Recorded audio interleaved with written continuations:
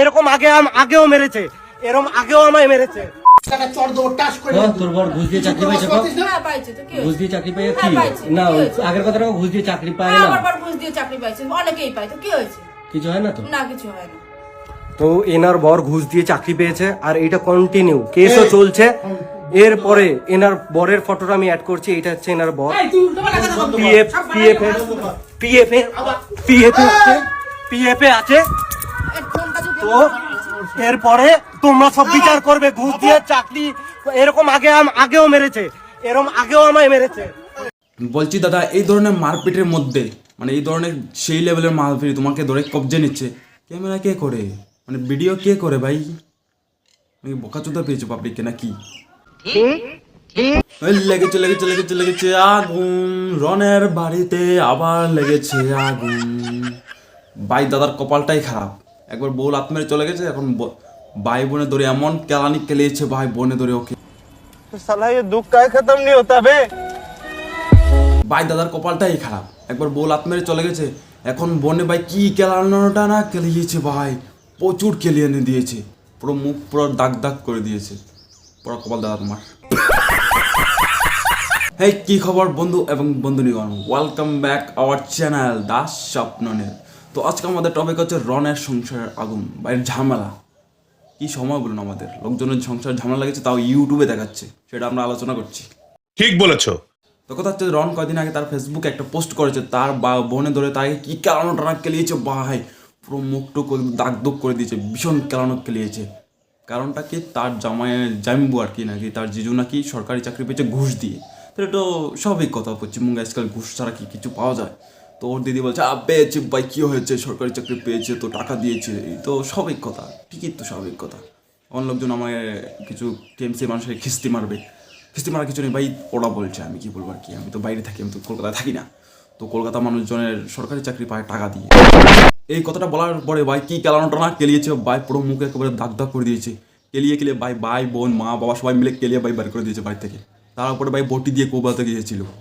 তো আজকের ভিডিওতে এটা হচ্ছে টপিক, কেলানো খেয়েছে রন্দা। নিজেই খুব লজ্জিত যে আমার ফ্যামিলির ব্যাপার আজ সোশ্যাল মিডিয়ায় আনতে হচ্ছে শুধুমাত্র আমার পরিস্থিতির কারণে।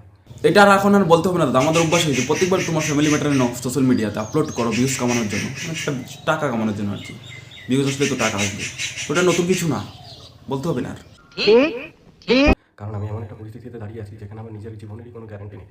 বাড়িতে যাওয়ার পর ঝুট ঝামেলা হতেই পারে, আমি মানলাম, কিন্তু কোনো দিদি বটি নিয়ে কোপাতে আসে, এটা কি মানা যায়? আমি তো কোনো স্বপ্নও ভাবিনি। ভাই বোনে মারপিট হয় এটা শুনেছি বা দেখেছি, সবাই করে ভাই বোনে, কিন্তু ভাই মারপিট লেগেছে বটি নিয়ে কোবায়, এ কেমন ভাই বোন? ভাইয়ে বোনকে বটি দিয়ে কবি দিচ্ছে, বোনে বাইকে কবি দিচ্ছে। ভাই তোরা সুস্থ মানুষ না, প্রথম কথা তোরা আগে যা চিকিৎসা করা। ঠিক বলেছো। আর এই সব আমার বাবা মা কী করে সাপোর্ট করে আমি এখনও বুঝতে পারি না। আর সেই সাপোর্ট করতে গিয়ে যে বটিটা দিয়ে আমি কোপ দিয়ে ওখান দিয়ে পালিয়ে এসেছি। এই তোদের ফ্যামিলি নাকি ক্র্যাম্পেটল একটা এপিসোড হয়ে যাবে তোদের ফ্যামিলি স্টোরি দিয়ে, ভাই সাংঘাতিক লেভেলের। ঠিক বলেছো। সেই ব্লেমটা দিত আমার বাবা মা, একবারও পিছু পা হাঁটেনি একটা মেয়েকে বাঁচাতে গিয়ে, যে একটা ছেলেকে এরকম বিপদের মুখে ফেলে দিতে পারে, সেটা হয়তো আমার বাবা মাকে না দেখলে আমি বুঝতে পারতাম না। যতই হোক জামাইয়ের সরকারি চাকরি বলে কথা, জামাই মারা গেলে তো মেয়েই পাবে টাকা না, আর ইউটিউবের তো ভাই ভরসা নাই, তাই আর কি ছেলেকে একটু একটা ফাঁসি দিয়েছে। ভাই জামাই চাকরিটা সেভ করতে হবে, কারণ জামাই মারা গেলে মেয়ে টাকা পাবে। তোমরা নিজেরাই একবার এই কল রেকর্ডিংটা শোনো। তো শোনাও আমরা একটু শুনি তোমাদের ফ্যামিলির ড্রামা। ভাই ড্রামা না সত্যি সেটা আমি জানি না, তো চলুন শুনে নি। না তুমি তো আমার জেল খাটাবা যা দেখতাছি।